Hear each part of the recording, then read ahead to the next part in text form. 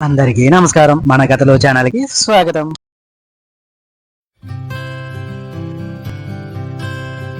అందరికీ నమస్కారం. Welcome to మన కథలు ఛానల్.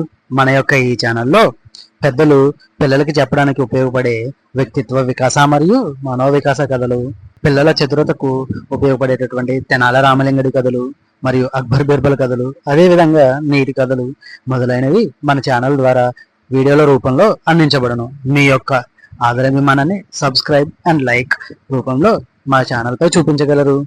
మరి ఇంకెందుకు ఆలస్యం? మరి ఆలస్యం చేయకుండా మనం ఈ రోజు కథలోకి వెళ్ళిపోదామా? Yes, sir. Yes, sir. ఈ రోజు మనం చెప్పుకోబోయే కథ అక్బర్ బీర్బల్కి సంబంధించినటువంటి ఒక కథ.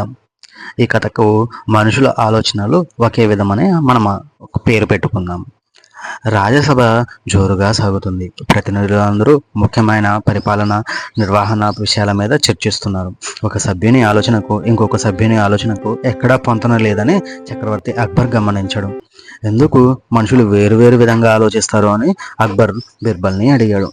అది ఎల్లప్పుడూ జరగదు మహారాజా. అందరికీ సంబంధించిన విషయాలలో ప్రజలందరూ ఒకే విధంగా ఆలోచిస్తారు అని జవాబు చెప్పాడు బీర్బల్. ఆ రోజు సాయంత్రం అక్బర్ చక్రవర్తి తన ఉద్యానవనంలో షికారు చేస్తున్నాడు. పక్కనున్న బీర్బల్తో పొద్దున్న ప్రస్తావన మళ్ళీ చేశాడు. ఆ చెట్టు పక్కన ఒక బావి ఉంది అని మాత్రం చెప్పి ఊరుకున్నాడు బీర్బల్. అక్బర్ ఆ బావి వైపు తదేకంగా చూశాడు.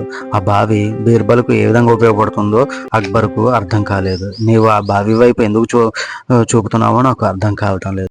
ప్రజలందరూ ఒకే మాదిరి ఎప్పుడు ఆలోచిస్తారో నాకు చెప్పు అన్నాడు అక్బర్. అయితే దాని సంగతి చెబుతాను.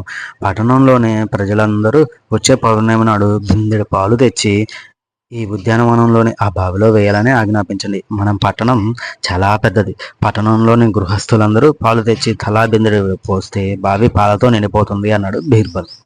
చక్రవర్తి ఆజ్ఞానుసారం ఊరిలో వాడ చాటింపు వేశారు అధికారులు. ప్రతి గృహ యజమాని బిందెడు పాలు తెచ్చి పౌర్ణమి నాడు చక్రవర్తి గారి ఉద్యానవనంలోని బావిలో వేయాలని డప్పు కొట్టించాడు. ఈ ఆజ్ఞను అందరూ శిరసావహించాలని హెచ్చరించాడు. పౌర్ణమి నాడు ప్రజలు బావి దగ్గరికి బారులు తీసి నిలబడ్డారు. ప్రతి వారి చేతిలో బిందెలున్నాయి. ఆ బిందెల్లోని పాలను బావిలోకి గుమ్మరించారు. అందరూ వెళ్ళిపోయిన తర్వాత చక్రవర్తి బీర్బల్ బావి దగ్గరకు వెళ్ళి బావిలోకి తొంగి చూశారు. బావి దాదాపు నిండి ఉంది, పాలతో కాదు నీళ్లతో. అక్బర్ ఆశ్చర్యపోయాడు. మన ప్రజలు నీళ్ళెందుకు పోశారు అని అడిగాడు. అదే నేను రుజువు చేయాలనుకుంటున్నాను. కొన్ని విషయాలలో ప్రజలు ఒకే విధంగా ఆలోచిస్తారు. ఇదే రుజువు. ప్రజలు పాలన వృధా చేయదలచలేదు. బావిలో పాలు పోస్తే అవి వృధా అయిపోతాయని అనుకున్నారు. దానివల్ల వాళ్ళకు లాభం లేదు. అందుకని బిందెలో నీళ్లు తెచ్చారు. ప్రతి ఒక్కడికి రెండో వాడికి బిందెలో ఏమి ఉందో తెలియదు. ఇప్పుడు మన బావి పాలతో నిండిపోయింది అన్నాడు బీర్బల్. అక్బర్ బీర్బల్ ఆలోచన శక్తికి మెచ్చుకున్నాడు. కొన్ని విషయాలలో ప్రజలు ఒకేలాగా ఆలోచిస్తారని తెలుసుకున్నాడు.